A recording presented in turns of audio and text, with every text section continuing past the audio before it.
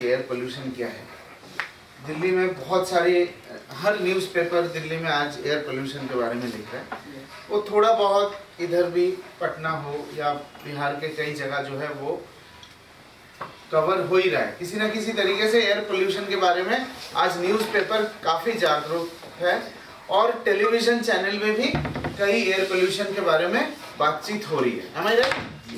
ठीक है, लेकिन एयर पोल्यूशन एक ऐसा टॉपिक है जिसके बारे में लोगों को जानकारी नहीं है।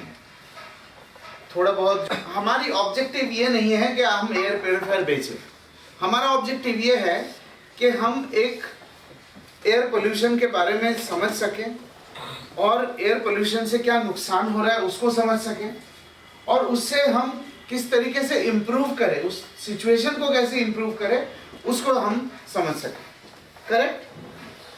हाँ, अगर हवा हमारे लिए सबसे ज़्यादा ज़रूरी है, हम पानी के लिए इतना सीरियस क्यों है और हवा के लिए सीरियस क्यों नहीं है? पानी का जो नुकसान है वो हमें इमीडिएट पता चल जाता है, लेकिन हवा से जो नुकसान है वो इमीडिएट हमें कोई पता नहीं लगता।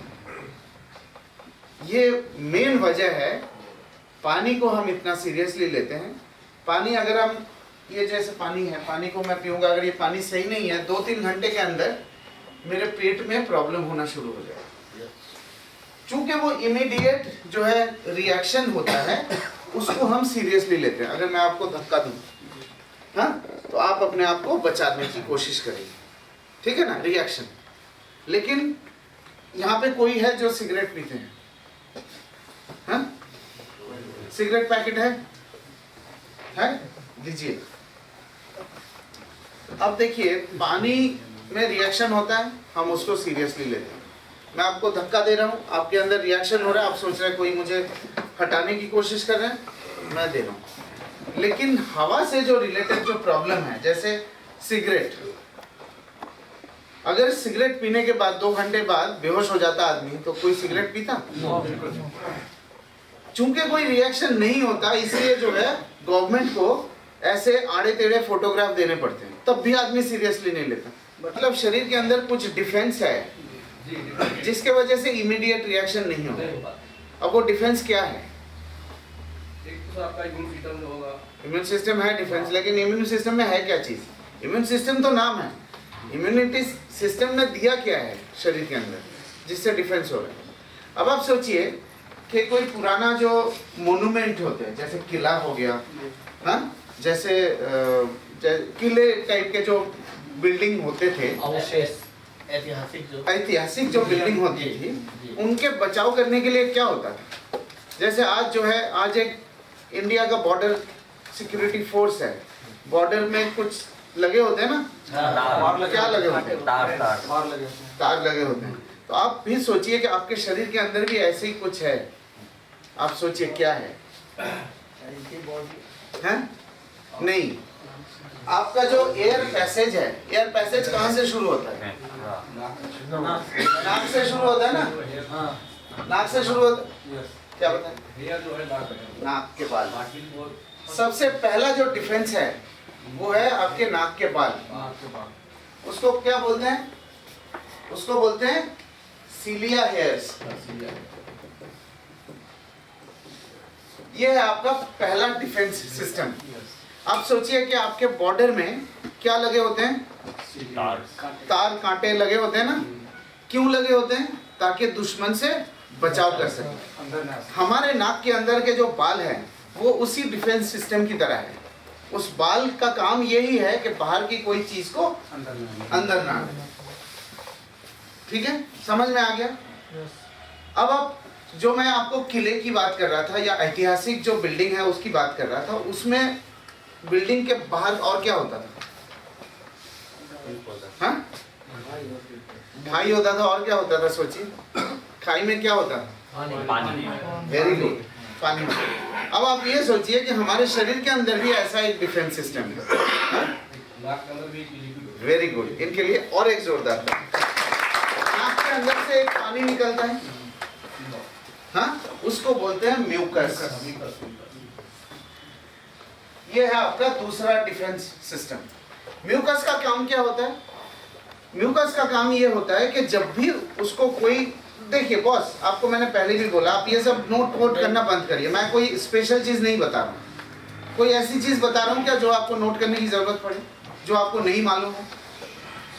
म्यूकस का काम क्या होता है? म्यूकस का काम ये है कि नाक के अंदर से आप हवा जो है यहाँ से लेते हो, नाक से लेते हो। नाक के अंदर पहला डिफेंस है आपका बाल, नाक के बाल। दूसरा डिफेंस है, अगर उसके बावजूद भी अगर कोई और अंदर जाने की कोशिश कर रहा है, चला गया हो, तो उसको कैसे रोकेगा? वो पानी निकालता है और उस पानी में चिपकाने की कोशिश करता है। जैसे आप ऐतिहासिक जो बिल्डिंग है उसके बारे में सोचिए कि कोई भी अगर किले की तरफ जाने की कोशिश करता है, वो पानी इतना गहरा होता है तो उसमें डूब जाता है या तो तैर नहीं पाता। समझ में आ गया? यह है हमारे शरीर का डिफेंस। चूंकि ये डिफेंस दिया गया है, इसलिए हमारा जो रेस्पिरेटरी सिस्टम है वो इमीडिएट रिएक्ट नहीं करता। अगर आप जहर पिएंगे तो जहर सीधे जो है पेट में जाता है, हाँ, तो इमीडिएट रिएक्शन होगा, राइट। लेकिन अगर नाक में से कोई जहर जा रहा है, उसको रोकने की कोशिश किया जा रहा है, पहले तो बाल से, फिर पर आपने देखा होगा कि जब आप बहुत ज़्यादा पोल्यूशन में रहते हैं या जब बहुत ज़्यादा तबीयत खराब है तो आपके नाक बंद हो जाते हैं। तब लोग क्या करते हैं? मुंह से सांस लेने लगते हैं। जब आप मुंह से सांस लेने लगते हो तो आपका डिफेंस सिस्टम फेल, बाईपास कर दिया आपने, या ऐसा हो गया कि आपके किले के मेन दरवाजे को आपने खोल दिया, तो सारे दुश्मन जो है कहाँ जाएंगे फिर? किले के अंदर। वही होता है जब पूरी खराब चीज़ें, सारी खराब चीज़ें जो है डायरेक्टली लंग्स के अंदर जा रहा है जब आप मुंह से सांस लेते हो। ठीक है, 11,000 लीटर में से। अब आप ये सोचिए कि इन 4 जो लोकेशन है, ये 4 दीवारी के अंदर है, yes. और ये जो है ये आसमान के नीचे है। 24 में से कितने घंटे हम बाहर रहते हैं, मतलब आसमान के नीचे, और कितने घंटे हम इन जगहों पे रहते हैं? 8-10 घंटे बाहर। हाँ नहीं। और आपके परिवार के सदस्य जो हैं उनके भी कैलकुलेशन करिए कि आप इन 4 जगहों में कितनी देर रहते हैं और आसमान के नीचे कितनी देर रहते हैं। ये कैलकुलेट करके आप मिलके बताइए कि सब में है। सब लोग यही सोचते हैं कि मैं जो है 10-12 घंटे बाहर रहता हूँ। ये गलत है। ये आपके अकेले की नहीं है, ये पूरी इंडिया में लोग यही सोचते हैं। लेकिन अब आप खुद कैलकुलेट करके आप लोग मिलके मुझे बताइए कि 4 दीवारी के अंदर कितनी देर रहते हैं और आसमान के नीचे कितनी देर रहते हैं। ज्यादा से ज्यादा 2-3 घंटे 2 घंटे मान के चले, 2 घंटे, 2 से 3 घंटे। हाँ, मतलब एवरेज बोल रहा हूँ ना। आपके घर के सदस्य और आप, हो सकता है जो आपके घर में जो छोटे बच्चे हैं वो आधे घंटे ही बाहर जाते हो या 1 घंटे बाहर जाते हो, तो एवरेज मान के चलेगा ना। एवरेज क्या होंगे? 2 से 3 घंटे। और बाकी जो 21 घंटे हैं, 21 से 22 घंटे जो है, ये हम 4 दीवारी के अंदर रहते हैं। ठीक है, क्लियर है ये बिल्कुल सबको? ठीक है। अब आप ये सोचिए कि ज्यादातर जो सांसें हैं वो हम इन 4 दीवारी के अंदर ही ले रहे हैं। मतलब 11,000 में से हो सकता है 10,000 लीटर जो है इन 4 दीवारी के अंदर से हमारे शरीर के अंदर जा रहे हैं। अंडरस्टैंड? हम रहते हैं या सबसे ज्यादा टाइम बिताते हैं वो किस तरीके के हवा है, वो उसमें क्या बदलाव आया है। अगर आप 20-25 साल पहले की बात सोचेंगे और आज की बात सोचेंगे कि इन 4 दीवारी के अंदर किस तरीके का बदलाव आया है, सोचिए। जो सबसे बड़ी चीज है, जो बदलाव हमारे पिछले 15 साल के लाइफस्टाइल में आया है, राइट। वेंटिलेशन के कम हो जाने से, कम हुआ है ना, कम हो जाने से क्या क्या खराब हुआ। अब मैं आपको बताता हूं कि एक्चुअल वेंटिलेशन ना होने से क्या दिक्कतें होती हैं। ये आपका एक प्लास्टिक का बोतल है, पानी का बोतल है। इसके अंदर आपने पानी भरा, पानी भर के इसको 4 दिन के लिए छोड़ दिया, हाँ, राइट। 4 दिन के बाद इस पानी को पी सकते हैं? पी सकते हैं?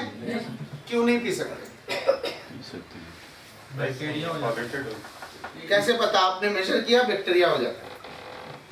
ये जो जजमेंट हम सोच हम अपने माइंड में सेट कर लेते हैं ना, ये गलत है। हम analyse step by step analysis नहीं करते। आज मैं वही चीज आपको बताने जा रहा हूं। अब आप सोचिए, ये सबको मालूम है कि पानी पीने लायक नहीं होता, लेकिन अब आप ये बताइए पानी पीने पदार्थ था। आपने पानी किस में रखा था? प्लास्टिक बॉटल में रखा था। तो पानी के अंदर किस चीज का स्मेल आ गया? बॉटल का स्मेल आ गया, प्लास्टिक के बॉटल का स्मेल आ गया। करेक्ट। अब वेंटिलेशन जब हमने बंद कर दिया, जब हमने वेंटिलेशन बंद कर दिया तो जो हवा को हमने रोक दिया, तो हवा में किस चीज का स्मेल आ जाएगा या किस चीज के प्रॉब्लम हवा में मिक्स हो जाएंगे? जो कमरे के अंदर खराब चीजें हैं तो हवा में मिक्स हो जाएंगे। क्लियर है? एकदम सिंपल है ना? लेकिन कभी हम है कि धूप आना बंद हो गया। अब आप ये सोचिए कि पहले जब हम बड़े हुए हैं, जिस तरीके के घर में रहते थे, मेरे ख्याल से खिड़की कभी बंद ही नहीं होता। कभी बंद ही नहीं होता, ज्यादातर दरवाजे बंद होते थे। हाँ? अब जो है वेंटिलेशन है ही नहीं। वेंटिलेशन का मतलब ये होता है कि ये अगर घर है, यहाँ से भी खुला और यहाँ से भी खुला, आमने सामने, ये है वेंटिलेशन। अगर सिर्फ ये आपका खुला हुआ है तो वेंटिलेशन नहीं कहा जा सकता। आज की डेट में जितने भी ज्यादातर घर है वो इसी तरीके के बने हुए हैं, तो इसको वेंटिलेशन नहीं कहा जा सकता। क्लियर? धूप नहीं आने से क्या प्रॉब्लम होती है?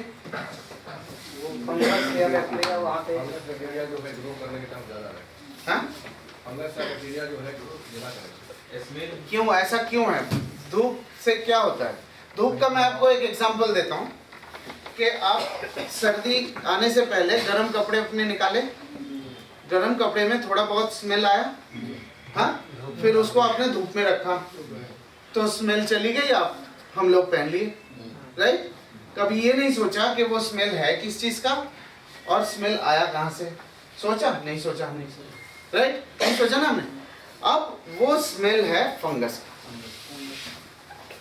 कोई भी ऐसी जगह दिखाई दे रहा है सबको, ये जो मैं लिख रहा हूँ, कोई भी ऐसी जगह जहां पे धूप नहीं आ रही हो, हवा चलती नहीं हो और साफ सफाई नहीं हो रही है, फंगस होना ही होना है। अब आप ये सोचिए कि जो स्वेटर में या गर्म कपड़े में जो फंगस आया था वो हमारे कबर्ड से आया, और वो कबर्ड कहाँ है? हमारे बेडरूम में है। मतलब हमारे बेडरूम में फंगस है। कि ह्यूमिडिटी अभी थोड़ी कम है, हाँ?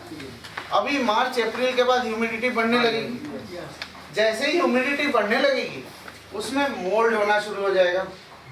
उसी एरिया में जहाँ पे वेंटिलेशन नहीं है, साफ सफाई नहीं है और हवा नहीं चलती, कोई भी ह्यूमिडिटी जैसे ही बढ़ेगा उसी कंडीशन में मोल्ड होना शुरू हो जाएगा। अभी जैसे ये सिचुएशन है, जब ह्यूमिडिटी कम है, ह्यूमिडिटी कम है तो डस्ट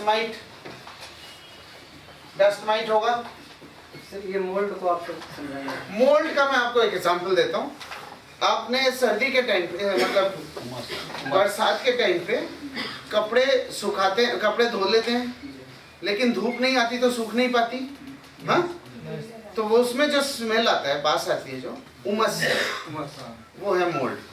टॉयलेट में जाते हैं तो एक आपको स्मेल रहती है बरसात के टाइम पे, वो है मोल्ड। सीलन जब होता है घर पे, वो जो स्मेल आती है वो है मोल्ड। ह्यूमिडिटी जैसे ही बढ़ेगा तो मोल्ड हो जाएगा। ह्यूमिडिटी बैलेंस, फंगस तो होगा ही होगा, पूरे साल फंगस होगा, पूरे साल। ह्यूमिडिटी बढ़ेगा तो मोल्ड ऐड हो जाएगा, होगा फंगस के साथ मोल्ड होगा। हाँ, फंगस के साथ मोल्ड होगा। फंगस तो रहेगा ही रहेगा। मॉइस्चर बढ़ेगा तो फंगस के साथ मोल्ड ऐड हो जाएगा, मॉइस्चर घटेगा तो फंगस के साथ डस्ट माइट ऐड हो जाएगा। ठीक है, राइट? अब आप ये सोचिए कि जिस तरीके के हम घर बनाते हैं, बिल्डिंग मटेरियल, जो बिल्डिंग मटेरियल बनाते हैं उसमें भी तो बदलाव आया है। हाँ? क्या क्या बदलाव आया है? पहले सीमेंट जो है 24 घंटे लगते थे सेट होने में। लगते थे? आज कितने घंटे लगते हैं सेट होने में? 1 से 2 घंटा। 2 घंटे लगते हैं। मतलब क्या बदलाव आया है? समय कम हो गया। हाँ? समय कम हो गया। केमिकल उसमें वेरी गुड। कुछ केमिकल ऐड हुआ है। वो केमिकल कहाँ आया? घर के अंदर आया। पहले हम चूना लगाते थे घर पे, आज क्या लगाते हैं? उसमें क्या है? वो कहाँ पे आया? घर के अंदर। घर के अंदर, क्योंकि वेंटिलेशन नहीं है तो वो सारा का सारा चीजें जो है घर के अंदर आ रही है। पहले जो हम फर्नीचर यूज करते थे वो खुला हुआ होता था और लकड़ी का होता था। आज जो हम फर्नीचर यूज कर रहे हैं वो बंद है और प्लाई का है। प्लाई के अंदर क्या होता है मुझे बताने की जरूरत नहीं है। उसमें भी एक गम टाइप का कुछ होता है, गम टाइप का दिया जाता है। उसमें क्या है? वो कहाँ आ रहा है? गम के अंदर। तो ये सारे के सारे जो केमिकल्स है, गैसेस है, हाँ? ये सारे के सारे हवा में ऐड हो जाएंगे। अब किसी ने बताया था यहाँ से कि एयर कंडीशनर में बदलाव आया, एयर कंडीशनर ऐड हो गया। अब आप ये सोचिए कि हमारे घर में, अब आप ये हमारा 5वां पॉइंट है जो हम आज सीख रहे हैं। थोड़ा संबंध करिए, अभी मैं बताऊंगा आपको नोट करने के।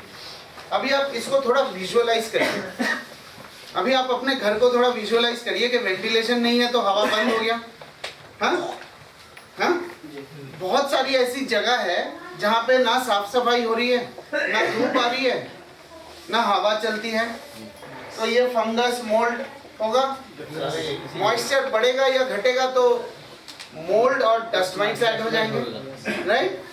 और साथ के साथ जो हम बिल्डिंग मटेरियल यूज कर रहे हैं, कारपेट्स हो, चाहे पेंट्स हो, चाहे सीमेंट है, चाहे फर्नीचर है, उसमें सबसे कुछ ना कुछ केमिकल निकल रहे हैं। हाँ? फिर हम मॉस्किटो रिपेलेंट यूज करते हैं। मच्छरदानी कितने लोग लगाते हैं? बहुत कम। ज्यादातर लोग जो है मॉस्किटो रिपेलेंट यूज करते हैं, तो उसका भी केमिकल ऐड होगा। तो रूम स्प्रे भी करते हैं तो उसका भी केमिकल ऐड हो जाएगा। हाँ? ये सब केमिकल ऐड हो गया, हाँ, घर के अंदर। हाँ? अब जो है आपने उसी घर में एयर कंडीशनर लगा दिया। एयर कंडीशनर जो है एक मिक्सी का काम करता है, मिक्सर ग्राइंडर। पूरा एकदम उसी को, जैसे आप गरम मसाला बनाते हो ना मिक्सी के अंदर, कोई धनिया ले लिया, कुछ गरम वो ले लिया, मिर्ची ले लिया, लहसुन ले लिया, जीरा ले लिया, अदरक ले, वो मिक्सी में डालते हैं। एयर कंडीशनर के साथ ये सारी चीजें जो है हमारे घर के अंदर पूरा मिक्स हो रहा है। और साथ में चूंकि वेंटिलेशन नहीं है तो वायरस भी ऐड हो जाता है। वेंटिलेशन नहीं है, सनलाइट नहीं है, तो हम जो सांस ले रहे हैं, सांस दे रहे हैं, छोड़ रहे हैं, उसमें सब में वायरस है। वो पूरा, मतलब अब आप सोचिए, अब आप विजुअलाइज कर पा रहे हैं अपने कमरे के अंदर को? हाँ? वेंटिलेशन नहीं है, हवा बंद, साथ के साथ में ये सारी चीजें घर के अंदर, और एयर कंडीशनर जो है उसको पूरा मिला रहा है। मतलब ऐसा नहीं है कि फंगस कम हो जाए या बैक्टीरिया कम हो जाए, पूरा यूनिफॉर्मली ये इंश्योर कर रहा है कि आपको बराबर मलाई मिलती रहे। आप 200-300 साल पहले की जो मोनूमेंट्स है, जो एंशिएंट मोनूमेंट्स है, उसको सोचिए, वहाँ पे सफिशिएंट वेंटिलेशन होता था। लेकिन हमने जो है अपने पिछले 20-25 साल में हमने अपने लाइफस्टाइल को इस तरीके से बदल दिया है कि हमने प्रॉब्लम अपने लिए क्रिएट कर लिया है ना। आप इतने बुजुर्ग आदमी, आप खुद सोचिए कि हमने ऐसा क्यों किया। कोई जरूरत थी हमें ऐसे करने की? हमने मतलब या तो किसी चीज को फॉलो किया होगा, कुछ किया जिससे कि हमने अपने कॉम्प्रोमाइज कर लिया। क्यों कॉम्प्रोमाइज किया? चूंकि हवा से कोई रिएक्शन नहीं होता, इमीडिएट इफेक्ट नहीं है।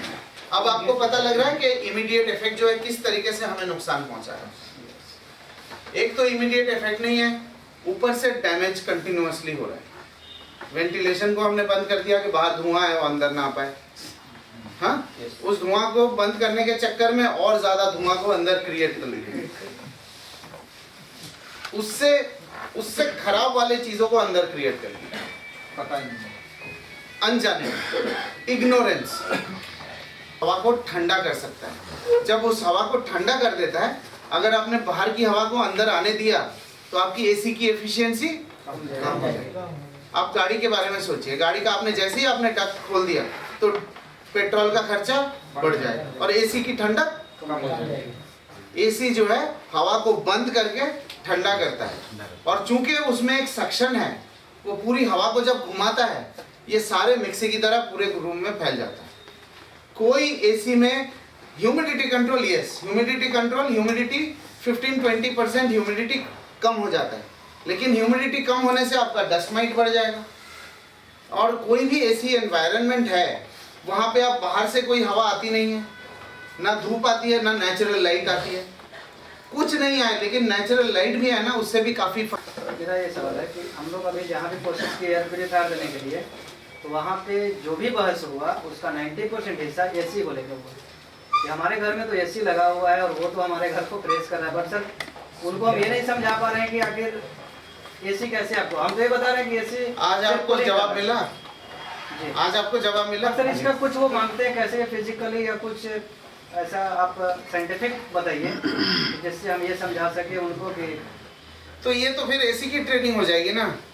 लेकिन सर देखिए एसी जो है, मैं आपको बता रहा हूँ ना कि आप गाड़ी चलाते हो ना, गाड़ी में एसी आप कैसे चलाते हो?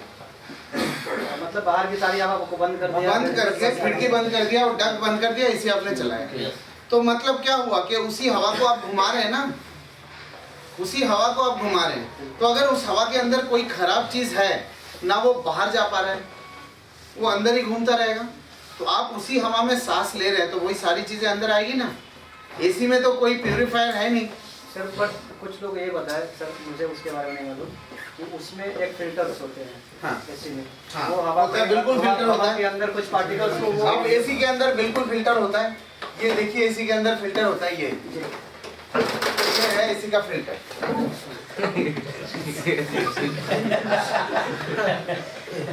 आपके एयर प्यूरिफायर के बाहर की तरफ जो फिल्टर लगा हुआ है इससे बेटर है, इससे कहीं और ज्यादा कहीं और जा। ये फिल्टर क्यों लगाया गया है? ये एसी को बचाने के लिए लगाया गया है। बाहर की डस्ट मैं बता रहा हूँ ना आपको, ये है एसी का फिल्टर। ये फिल्टर जो है, ये देखिए आप एसी के अंदर क्या है, ऊपर चढ़िए तो भाई साहब, ये देखिए एसी के अंदर क्या है। कैमरा को घुमाइए जरा एसी के अंदर, ये देखिए इधर की तरफ देखिए, थोड़ा ऊपर ऊपर की।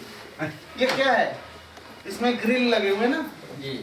अगर ये है इवापोरेटर बोलते हैं इसको। अगर इस ग्रिल के अंदर मिट्टी चली गई तो एसी की एफिशिएंसी घट जाएगी। अगर इसके अंदर मिट्टी चली गई तो इस ग्रिल के बीच में जो है उसको शॉर्ट कर देगा और इसकी एफिशिएंसी घट जाएगी। अगर इसको खोल के आप 10 दिन भी चलाएंगे ना तो एसी की कूलिंग आपकी 20% कम हो जाएगी। तो ये ताकि इसके अंदर धूल मिट्टी ना जाए इसलिए ये फिल्टर लगाया गया है। ये हमें बचाने के लिए नहीं लगाया।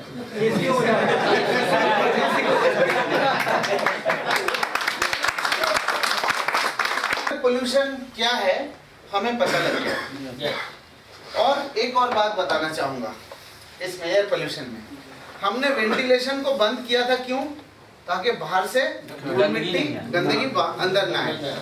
लेकिन मैं आपको आज ऐसी गंदगी की बात करता हूं जो बाहर से अंदर आती है, चाहे आप जितनी मर्जी बंद कर लीजिए।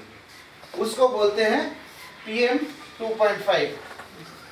जो गाड़ियों की बढ़त हुई है इंडिया में, करीब मेरे ख्याल से पहले 2-3% लोगों के पास गाड़ी होती थी, आज 14% लोगों के पास गाड़ी है।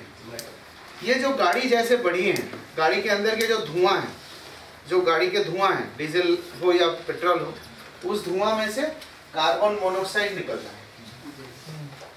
ये जो कार्बन मोनोऑक्साइड वैसे तो एक गैस है, लेकिन ये कार्बन मोनोऑक्साइड जो है थोड़ी देर के बाद ये सॉलिड बन जाता है। ये जब सॉलिड बनते हैं ये बहुत बहुत छोटा पार्टिकल बनता है, बहुत ही छोटा पार्टिकल। उस पार्टिकल का साइज होता है 0.3 माइक्रोन।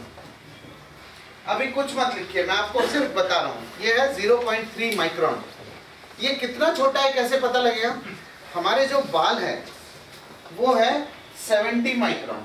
ह्यूमन हेयर, कुछ मत लिखिए अभी, मैं बताऊंगा, 70 माइक्रोन।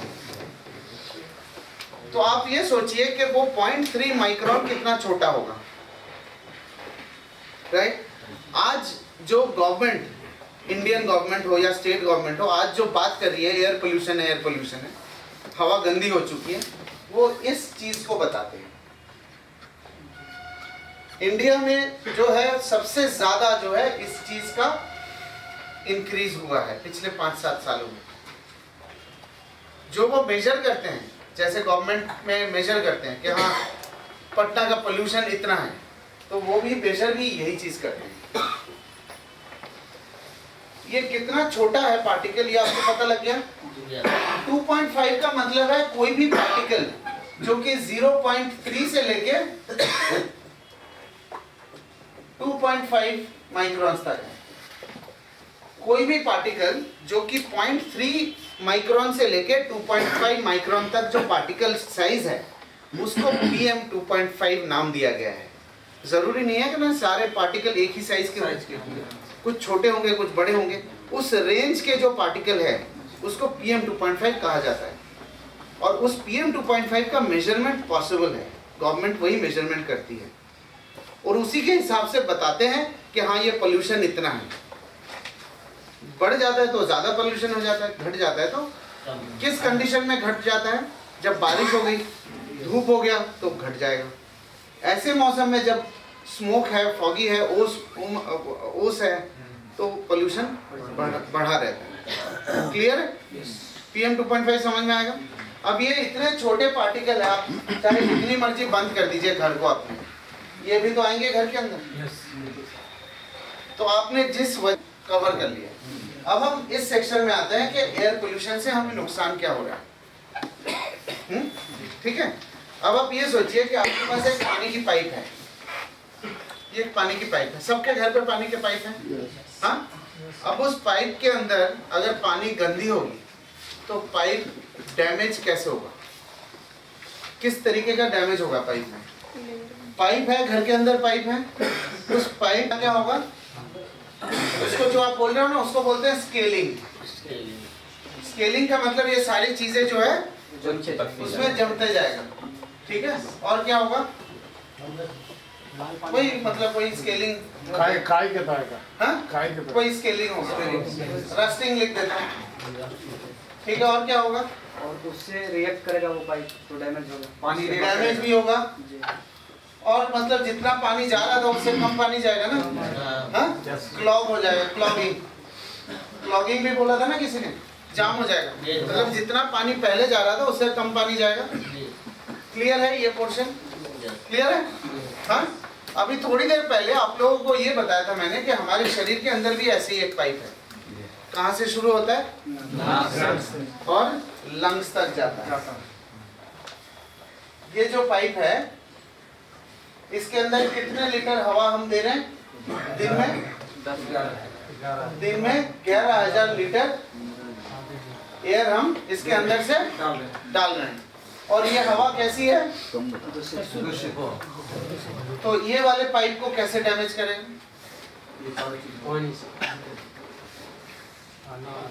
कैसे डैमेज करेगा? अब मैं यहाँ पे आपको डायग्राम दिखा रहा हूँ। अब मैं आपको बताऊंगा कि आप कह रहे थे ना मुंह से सांस लेते हैं। अब मैं वो सिचुएशन एक्सप्लेन करूंगा आपको कि वो मुंह से सांस वाला सिचुएशन होता क्यों है। जब हम पैदा होते हैं, इसको बोलते हैं एयरवे मसल, इसको बोलते हैं एयरवे मसल। इसको बोलते हैं हेल्दी एयरवे। मतलब जब पैदा होते हैं, मतलब इतना गैप होना चाहिए, राइट। अब क्या होता है कि जैसे आपके स्किन में अगर कोई गिरता है कुछ या चूटी काटता है तो क्या होता है? जलन होती है, फिर सूजन हो जाती है, होती है ना। ये जो पाइप है, ये इसका क्रॉस सेक्शन है। इस पाइप के अंदर से आप जब 11,000 लीटर इन सारी चीजों के साथ देंगे तो इस पाइप का भी ये जो सरफेस है उसके अंदर भी सूजन हो जाएगी ना। हाँ, आपने थोड़ी देर पहले बताया था कि वो सारी चीज जमने लगेगा वहां पे, उससे रिएक्शन होगा, उसको डैमेज करेगा, ये सब बोला था ना आपने। तो ये जो सेकंड स्टेज है, इसमें ये मसल जो है बड़ा हो जाता है। इसको बोलते हैं, ये थोड़ा, ये आप चाहे तो नोट कर लीजिए, इसको बोलते हैं एयरवे इन्फ्लेमेशन।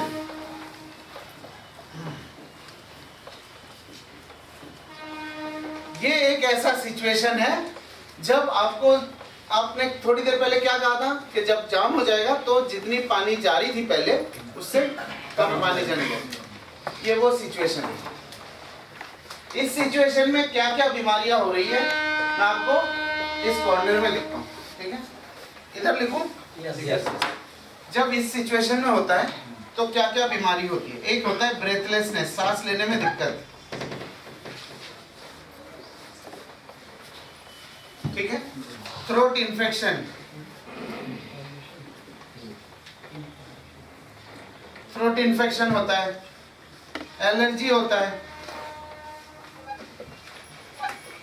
वूपिंग कफ नाम सुना है आपने? ड्राई कफ जिसे बोलते हैं, वूपिंग कफ होता है,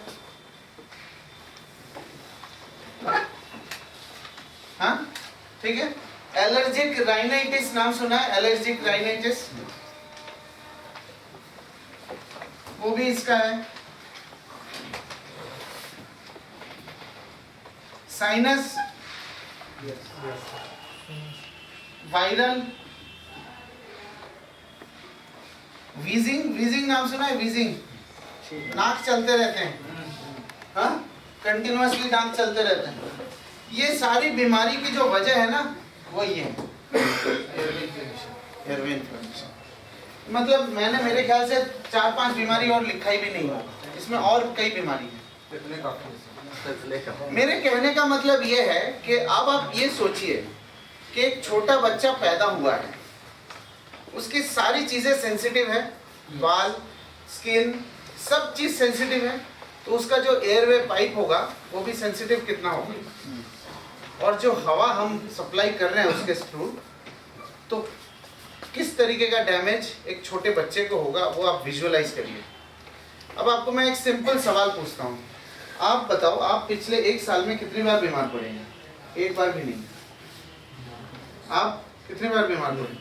आप कितने बार? एक बार भी नहीं, या एक बार, ज़्यादा से ज़्यादा एक बार होगा। एक छोटे बच्चे से आप अगर ये सवाल करेंगे तो उन्हें कितने बार बीमार पड़े होते हैं? 4 से 5 बार या 6 बार बीमार पड़ते हैं। ये है वजह उनकी। हम जब छोटे थे, हम जो हवा ब्रीथ करते थे उसके अंदर ये सारी चीजें नहीं थी, हमें साफ हवा मिला है। हम जब बड़े हुए हैं तो हमारा जो ये एयरवे है स्ट्रॉन्ग है, लेकिन ऐसा नहीं है कि ये डैमेज हो नहीं रहा है। ये तो है तो सेंसिटिव, हमारा भी डैमेज तो हो ही रहा है, हमें उतना जल्दी डैमेज पता नहीं लग रहा है। लेकिन एक छोटे बच्चे की जो आज बीमारी की जो वजह है, जो मेन वजह है, मतलब आप समझ लीजिए कि एक छोटा बच्चा जो साल में 5 या 6 बार बीमार होता है, इन बीमारियों के अलावा और कोई बीमारी नहीं होती उनको। कोई साल में 1 बार पेट की बीमारी हो गई, वो भी 1-2 घंटे के लिए। पेट की बीमारी जो है 1-2 घंटे की बीमारी होती है। ORS पिला देंगे तो 2 घंटे के अंदर एक बच्चा ठीक हो जाता है। लेकिन ये जो बीमारी है साल में 6 बार 7 बार होते रहते हैं बच्चों के, 5 से 6 बार। ठंड में बढ़ते हैं। फिर भी लोग ये नहीं सोचते कि ये क्यों हो रही है। आज आपको पता लगा, यस। और वजह जो है यही है। ये मसल होना चाहिए, ये हो जाता है। जब इस सिचुएशन में सांस, जितना आपको ऑक्सीजन चाहिए शरीर को उतना मिल नहीं पा रहा है, तो आप मुंह खोल के लेने लगते हो। जब आप मुंह खोल के लेने लगते हो और ज्यादा प्रॉब्लम शरीर के अंदर जाते हैं, और ज्यादा इफेक्ट करता है, और खांसी होनी शुरू हो जाती है। चूंकि डायरेक्ट गले में यहाँ पे पहुंच जाता है तो यहाँ पे वो खांसी होना शुरू हो जाता है, क्योंकि यहाँ पे कोई ये इसको बोलते हैं अपर रेस्पिरेटरी इन्फेक्शन। अपर जितने भी बीमारी है आज की डेट में, सारा अपर रेस्पिरेटरी इन्फेक्शन।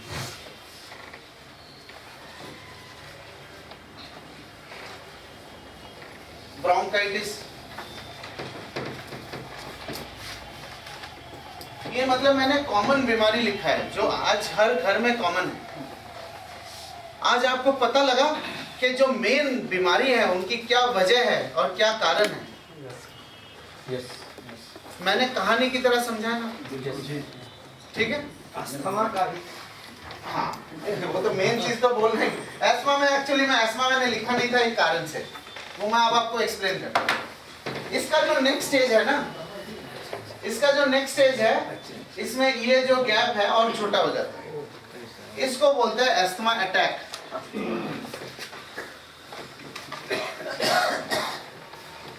जो यहाँ पे है, जिनका ये जो पाइप है जो इस कंडीशन में है, इनको यहाँ तक पहुंचने में हो सकता है 1 महीना लगे या 1 साल लगे, डिपेंड करेगा कि किस तरीके के एनवायरनमेंट में वो रह रहे हैं। But all these people are prone to asthma attack. आप सोचिए ना, अस्थमा अटैक जब होता है क्या होता है? सांस नहीं ले पाता आदमी। ये है सिचुएशन, ये है अस्थमा अटैक। आप जब किसी डॉक्टर से बात करें, आप उनको बोलिए कि आप उनको ये चीज समझाइए कि आज जो हमारा घर है, वो जो हम हवा ले रहे हैं वो इस तरीके की हवा ले रहे हैं, और जो एयरवे इन्फ्लेमेशन, अब उनके जो लंग्स के डॉक्टर है ना, उनको बोलिए कि जो सारी की सारी बीमारी तो इससे रिलेटेड है, पाइप से रिलेटेड है, एयरवे इन्फ्लेमेशन से है, और एयरवे इन्फ्लेमेशन की जो मेन वजह है वो है घर के अंदर का ये एनवायरनमेंट, कि आप में 11,000 में से आपके जो 10,000 लीटर है वो इसी तरीके की हवा जा रही है। आप खुद सोचिए ना, आपने पाइप का एग्जाम्पल बताया, पाइप का एग्जाम्पल बताइए किसी डॉक्टर को। आज बता दूं, ये जो पाइप है, दुनिया में ऐसा कोई प्लम्बर नहीं बना या डॉक्टर नहीं बना जो इस पाइप को ना रिपेयर कर सकता है या रिप्लेस कर सकता है। ये पाइप आपके लिए एक ही बार दिया गया है, ये ना रिपेयर हो सकता है ना रिप्लेस हो सकता है। एक बार अगर डैमेज हो गया तो आप अगर यहाँ से कहीं जंगलों में चले जाए तो जाके वो ठीक हो सकता है, नहीं तो अगर आप उसी शहर में रह के अगर आप सोचेंगे कि यहाँ से यहाँ जाए, नहीं हो सकता। यहाँ से यहाँ जा सकता है, ये वाला रास्ता आप तय कर सकते हैं। यहाँ से रिवर्स तय करने के लिए आपको या तो शहर छोड़ के बाहर जाना पड़ेगा, हाँ, या तो कुछ और चीजें करनी पड़ेगी आपको, जो मैं अभी डिस्कस करूंगा। अब आपको पता लगा कि how is air pollution affecting us. Air pollution हमें किस तरीके के नुकसान। घर पे वेंटिलेशन पढ़ाएं। क्रॉस वेंटिलेशन, वेंटिलेशन का मतलब है कि क्रॉस वेंटिलेशन मतलब उधर से खिड़की खुला, इधर से दरवाजा खुला। कम से कम दिन में 4 घंटा ऐसा होना चाहिए जब आपके घर में पूरी तरीके से वेंटिलेशन हो रही है। अब खुद सोचिए कि आपके पास एक ग्लास पानी है, उस पानी में आपने चीनी डाला, वो थोड़ा मीठा हो गया, तो फिर आप क्या करते हैं? थोड़ा और पानी डालते हैं, राइट? घर के अंदर की हवा जो है दूषित हो गई है, तो उसके अंदर आप थोड़ा बाहर से हवा डाल देंगे तो हवा दूषण जो है थोड़ी सी डाइल्यूट हो जाएगी। करेक्ट? क्लियर है? वेंटिलेशन जो है उस तरीके से मदद करता है। जैसे आप वेंटिलेशन बनाएंगे, थोड़ा नेचुरल लाइट भी आने लगेगा, थोड़ा धूप भी आने लगेगा। ठीक है? दूसरा ये कर सकते हैं हम कि इंडोर प्लांट्स लगा सकते हैं। मनी प्लांट नाम सुना है आपने? मनी प्लांट जो है, मनी प्लांट घर के अंदर हो सकता है। आप लोग घर के अंदर 2 या 3 बेडरूम के अंदर मनी प्लांट लगाइए इस साइड। देखिए उससे ज्यादा पॉसिबल नहीं हो पाता है, 2 या 3 आप लगाइए। मनी प्लांट जो है 2 तरीके से मदद करता है। एक तो रात को भी वो कार्बन डाइऑक्साइड एब्जॉर्ब करता है, दूसरा जितने भी गैसेस है, कुछ गैसेस को भी वो एब्जॉर्ब करते हैं। ठीक है? तो मनी प्लांट का नाम शायद ऐसे ही मनी प्लांट दिया गया हो कि चूंकि वो हमारे काम की चीज है और मदद करता है। तो आप मनी प्लांट घर के अंदर आप लगाएं, राइट? तीसरा ये हम कर सकते हैं कि फिजिकल एक्टिविटी हम बढ़ा सकते हैं। मतलब आउटडोर एक्टिविटी, मतलब आज आप खुद सोचिए कि आज छोटा बच्चा जो है, हमारे घर के जो छोटे बच्चे हैं, वो कितनी देर खेलते हैं बाहर? आधा घंटा ज्यादा से ज्यादा। हम कितनी देर खेलते थे जब हम छोटे थे? आउटडोर फिजिकल एक्टिविटी एक बहुत इंपॉर्टेंट रोल प्ले करता है एक बच्चे के डेवलपमेंट के लिए। इनफैक्ट हमारे लिए भी आउटडोर फिजिकल एक्टिविटी होना जरूरी है। कम से कम आधा घंटा 1 घंटा हम चल फिरे, बातचीत करें लोगों से, मतलब एक बाहर की हवा ले, ये जो है हमें मदद करता है। चौथा जो है एयर प्यूरिफायर। अब मैं आपको एक बात बताता हूँ कि एयर प्यूरिफायर किस तरीके से हमारी मदद कर सकता है। अब आप एक सिचुएशन को समझिए कि हमारे जो ये पाइप है उसमें 24 घंटे आज दूषित हवा जा रहा है, ठीक है, और उस दूषित हवा से हमारे शरीर को कुछ डैमेज पहुंच रहा है, राइट।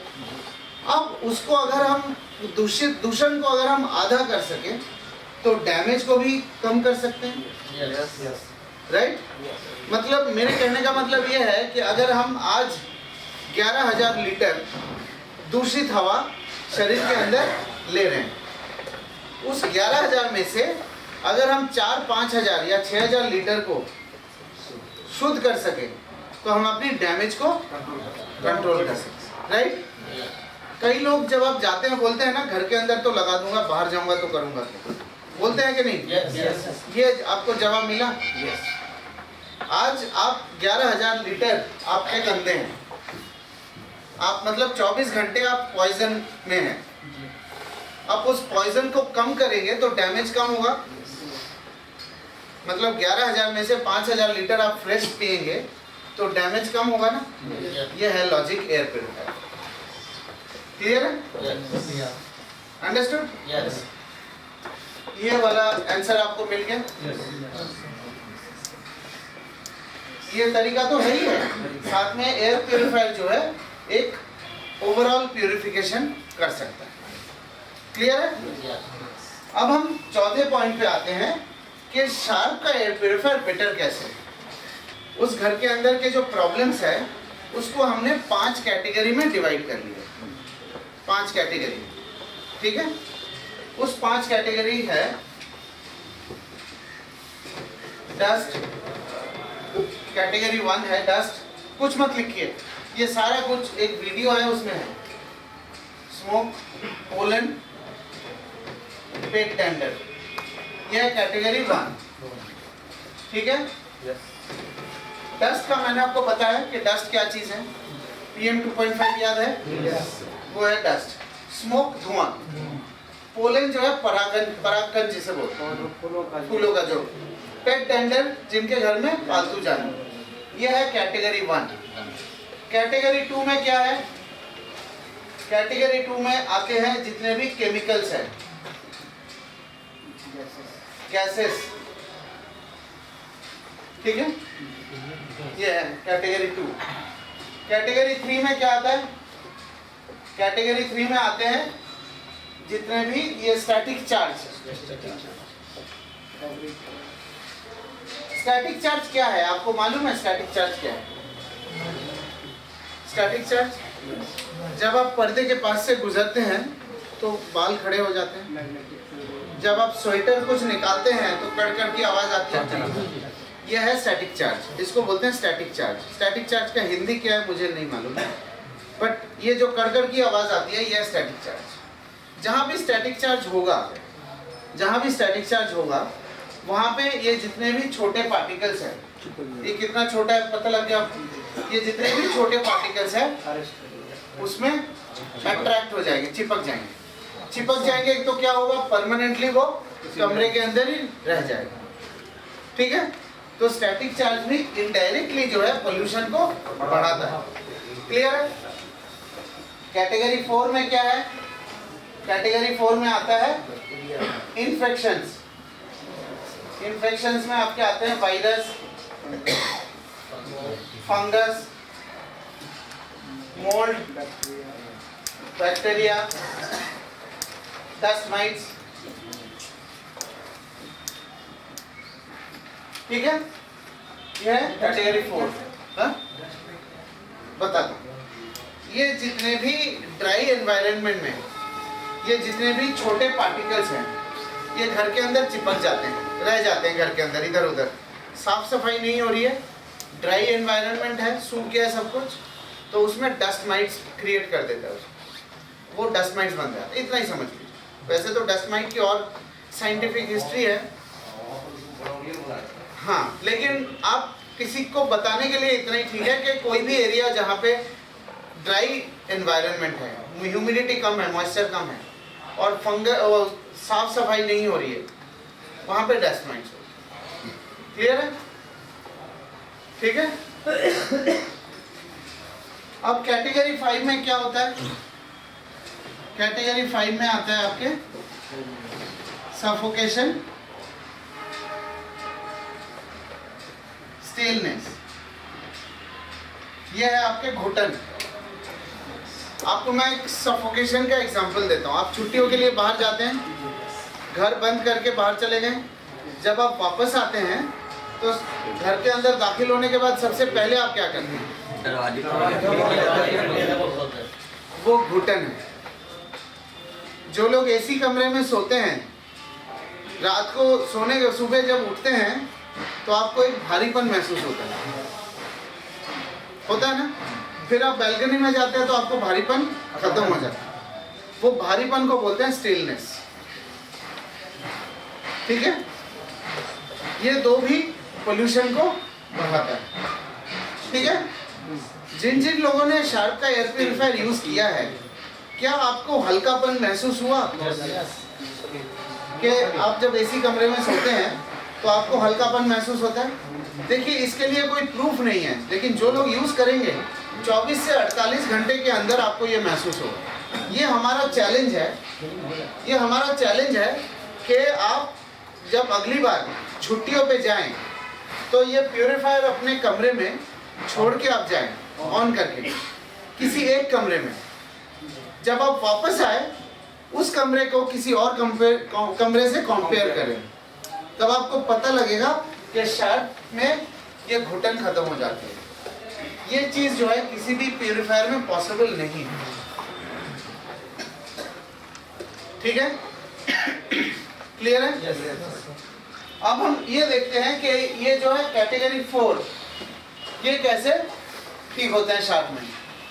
इस चीज को दिखाने के लिए कोई प्रैक्टिकलिटी पॉसिबल नहीं है, लेकिन हमारे पास जो है, हमारे पास 22 सर्टिफिकेट्स हैं। 22 सर्टिफिकेट है जो कंफर्म करता है कि ये सारी चीज़ों को ख़त्म करता है। उनके जब ये प्रोडक्ट आपके पास पहुँचे और सबसे पहले आप इसको इंस्टॉलेशन करने लगे, तो आपको एक चीज़ का ध्यान रखना है। ठीक है। जब ये प्लग आप लगा दें और प्लग से ऑन कर दें, आप देखेंगे कि मशीन से ऑन नहीं होगी। तो उस समय आपको 2 सेटिंग करनी है। एक ये वाला बटन और ये वाला बटन दबा के रखना है। करीब 3-4 सेकंड के लिए दबा के रखना है। दोनों एक साथ दबा के रखेंगे तो ये तीनों लाइट जल जाएगी। जैसे ही जल जाए तो आप छोड़ दीजिए। आप वेट करेंगे जब तक नहीं ये ऑफ हो जाए।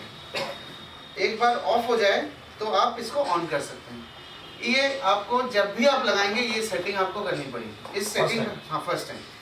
इस दोबारा करेंगे, दोबारा कर लेंगे अगर गलती से, तो उसमें दोबारा करने से जो है वो ब्लिंक करेगा। वो दोबारा मत करिए। दोबारा मतलब वो कैंसिलेशन होगा। देखिए ब्लिंक कर रहा है, इसका मतलब वो कैंसिल हो गया। ठीक है। तो आप एक ही बार कर सकते हैं। अब जैसे कैंसिल हो गया था, अब हम दोबारा कर लेते हैं। ये दोनों बटन को प्रेस करके रखना है, करीब 3-4 सेकंड, ये लाइट जल जाएगी। अब कंटिन्यूअस जल रही है। क्लियर है? तो ये जब लाइट जल जाए, इसका मतलब इसमें 2 सेटिंग हो जाती है। एक है अगर लाइट चली जाती है बीच में, रात को जैसे बीच में लाइट चली गई, तो ये अपने आप जो लास्ट सेटिंग है उसमें ऑन हो जाएगा। पहला बात। दूसरी बात ये कि जब आप, जैसे हमने क्या कहा कि आप कम से कम 4 घंटा वेंटिलेशन करिए। जिस वक्त आप वेंटिलेशन कर रहे हैं उस वक्त आप इसको बंद कर दीजिए। जब आप बंद करेंगे और दोबारा ऑन करेंगे, उसी सेटिंग में ऑन होगा जो लास्ट आपने सेट किया। जैसे अभी मैंने ऑन किया, ये फुल में मैंने सेट किया, अभी मैंने ऑफ कर दिया, तो नेक्स्ट टाइम जब ऑन करूंगा मैं तो उसी फुल में ऑन होगा। देखिए फुल में ऑन। तो ये दोनों सेटिंग इससे हो जाती है। तो जब भी इधर पहले कहा था कि स्टैटिक चार्ज का मतलब ये है कि कोई एक चार्ज जनरेट हो गया, पर्दे में होता है, स्वेटर में होता है, कुशन में होता है, कंबल में होता है, पिलो में, तकिए में सबसे ज़्यादा स्टैटिक चार्ज होता है। जहाँ भी स्टैटिक चार्ज होगा तो जितने भी छोटे कण हैं वो सारे के सारे वहाँ चिपक जाएंगे और परमानेंटली वहाँ बस जाएंगे। वो खराब है ना, पॉल्यूशन को ऐड करता है। अब हम ये देखने की, और छोटा करिए, बहुत छोटा। अब हम ये देखने की कोशिश करते हैं कि शार्प जो है स्टैटिक चार्ज को कैसे खत्म कर देता है। जब स्टैटिक चार्ज रूम के अंदर से खत्म हो जाएगा तो ये जो छोटे पार्टिकल्स हैं वो चिपकेंगे नहीं। हम ये डेमो दिखाने की कोशिश, ये डेमो है, हम ये देखने की कोशिश कर रहे हैं कि स्टैटिक चार्ज क्या होता है। ये देखिए स्टैटिक चार्ज से ये चिपक रहे हैं ना, मतलब जहां भी स्टैटिक चार्ज होगा ये सारी चीजें चिपकेंगे। तो घर के अंदर भी वैसे ही चिपकेंगे। मतलब आप समझ लीजिए कि ये आपका पर्दा है और ये वो छोटे कण हैं, तो मतलब वो सारी चीजें उसमें जैसे ये चिपक रहे हैं, देख रहे हैं आप कितना तेज चिपक रहा है, मतलब स्टैटिक चार्ज बहुत जनरेट हो रहा है। ठीक है, अब हम क्या करेंगे, स्टैटिक चार्ज जनरेट तो करेंगे लेकिन प्रोडक्ट ऑन करके देखेंगे कि स्टैटिक चार्ज ये देखिए ऑन किया मैंने, अब ये देखिए स्टैटिक चार्ज न्यूट्रलाइज हो गया। अब चिपक रहा है और बिल्कुल इसके एक छोर पर पकड़ा है, क्योंकि जो भी स्टैटिक चार्जेस इसमें जनरेट होंगे वो हमारे हैंड में ट्रांसफर नहीं होंगे। अब हम ये देखते हैं ये किस तरह से स्टैटिक चार्ज जनरेट होते हैं। स्टैटिक चार्ज जनरेट होने से नुकसान क्या होता है?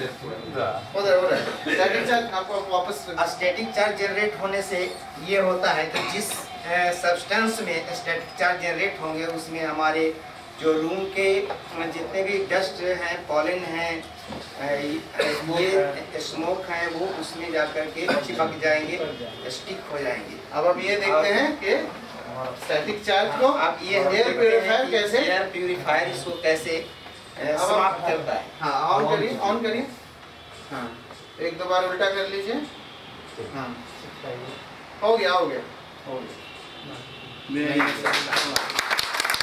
इंस्टेंटली प्लाज्मा क्लस्टर से खत्म हो जाता है, लेकिन रूम के अंदर जो है कंटिन्यूअसली स्टैटिक चार्ज हो ही रहा है, कंटिन्यूअसली जनरेट हो रहा है, तो ये धीरे धीरे जो है स्टैटिक चार्ज को पूरे रूम से खत्म कर देगा। हम तो डेमो करने के लिए हम जी अगर मान लीजिए बैठिए। इसी रूम में